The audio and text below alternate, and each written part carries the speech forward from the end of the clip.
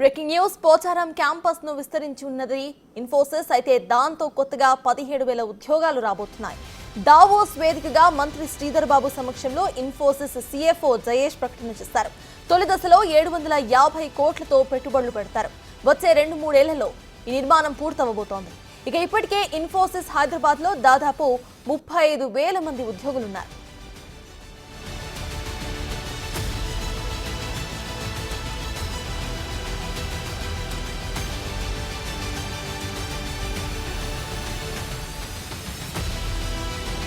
Pocharam campus ను విస్తరించనుంది Infosys.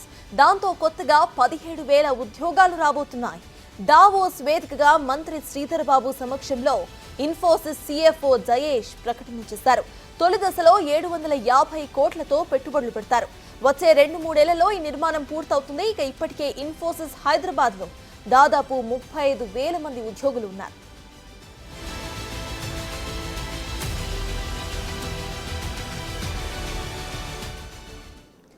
Right గా Pocharam campus ను ఇటు ఇన్ఫోసిస్ విస్తరించబోతోంది. దీనికి సంబంధించిన అప్డేట్ ను మా ప్రతినిధి హరికృష్ణ అందిస్తారు. హరికృష్ణ చెప్పండి, ఇటు దావోస్ వేదికగా మంత్రి శ్రీధర్ బాబు సమక్షంలో ఇన్ఫోసిస్ సిఎఫ్ఓ ప్రకటన చేసినట్టుగా తెలుస్తోంది. విస్తరణ జరగబోతున్నట్టు తెలుస్తోంది.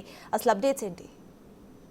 దావోస్ వేదికగా రాష్ట్రంకి పెట్టుబడులే రావాలనే లక్ష్యంగా సీఎం బృందం అయితే దావోస్ పర్యటన చేస్తుంది. ఇందులో పెట్టుబడుల వెల్లువ రాష్ట్రానికి పెద్ద ఎత్తున వస్తున్నట్టుగా తెలుస్తుంది. అయితే ఇప్పటికే అటు దాదాపుగా 70,000 కోట్లు పైగా ఈ రాష్ట్రానికి పెట్టుబడుల కోసం అయితే ప్రభుత్వంతో పలు సంస్థలు ఒప్పందం చేసుకోవడం జరిగింది. తాజాగా ఇన్ఫోసిస్ తమ ఐటీ సేవలను విస్తరిస్తున్నామంటూ కూడా ప్రభుత్వంతో ఎంఓయూ చేసుకోవడం జరిగింది. పోచారంలోని ఐటీ క్యాంపస్ను విస్తరిస్తున్నామంటూ కూడా వారు మంత్రి శ్రీధర్ బాబుతో ఇన్ఫోసిస్ సిఎఫ్ఓ జయేష్ సంగ్రాజ్ అయితే భేటీ కావడం జరిగింది. భేటీ అయిన తర్వాత ఈ చర్చల అనంతరం వారు ప్రకటన కూడా చేశారు.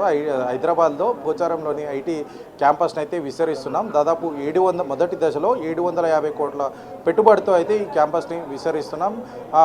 మొత్తంగా 17,000 ఉద్యోగాలు అయితే ఈ యొక్క పెట్టుబడుల ద్వారా అయితే ఉపాధి కల్పన జరుగుతుందంటూ కూడా సంస్థ ప్రకటన చేయడం జరిగింది. ఈ యొక్క అంటే ఏదైతే ఈ మేరకు ప్రభుత్వంతో ఒప్పందం చేసుకోవడమే కాకుండా ఏదైతే ప్రభుత్వం యంగ్ ఇండియా స్కిల్ యూనివర్సిటీ స్థాపించబోతుందో ఆ స్కిల్ యూనివర్సిటీలో కూడా ప్రభుత్వంతో ఏదైతే ప్రభుత్వానికి సహకారం అందిస్తున్నట్టుగా ఈ సంస్థ ప్రకటించడం జరిగింది. అయితే రాష్ట్రానికి పెట్టుబడులే లక్ష్యంగా కాకుండా యువతకు ఉపాధి కల్పించడంలో యంగ్ ఇండియా అంటే స్కిల్స్ కల్పించడంలో భాగంగా స్కిల్ యూనివర్సిటీ కూడా ప్రారంభించిన నేపథ్యంలో పెట్టుబడులే కాకుండా యువతకు స్కిల్స్ అందించే ఈ యొక్క స్కిల్ యూనివర్సిటీలో కూడా వివిధ సంస్థల సహకారం కావాలని చెప్పేసి కూడా ప్రభుత్వం కోరడం జరుగుతుంది. దీనికి సానుకూలంగా స్పందన కూడా వస్తుంది. అయితే తాజాగా ఈ యొక్క ఏదైతే ఇన్ఫోసిస్ ప్రభుత్వంతో 750 కోట్ల మొదటి దశలో అయితే ఒప్పందం చేసుకోవడం జరిగింది.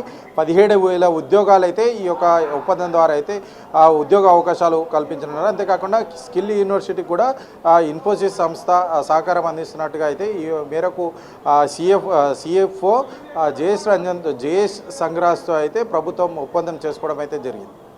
Right, thank you Harikrishna.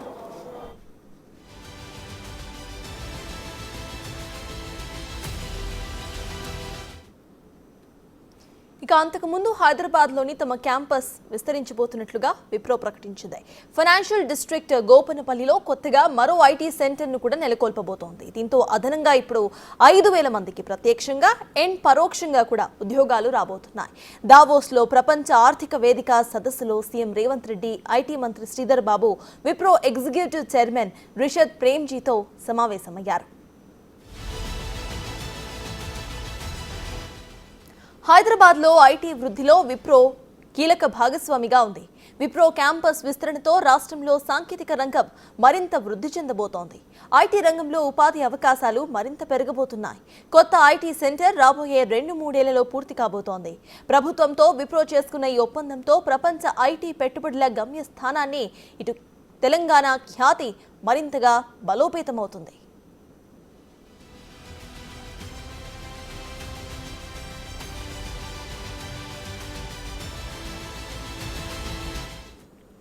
Wipro విస్తరణ ప్రణాళికను సీఎం రేవంత్ స్వాగతించారు. విప్రో లాంటి పేరొందిన సంస్థలకు తగిన మద్దతు ఇచ్చేందుకు, వ్యాపారాలకు అనువైన వాతావరణం కూడా కల్పించేందుకు తమ ప్రభుత్వం కట్టుబడి ఉంటుందని అన్నారు సీఎం. కొత్త ఆవిష్కరణలను ప్రోత్సహించేందుకు అవకాశాలు సృష్టించేందుకు తెలంగాణతో కలిసి పనిచేయటం ఉత్సాహంగా ఉందని అన్నారు విప్రో ఎగ్జిక్యూటివ్ చైర్మన్ రిషద్ ప్రేమ్జీ.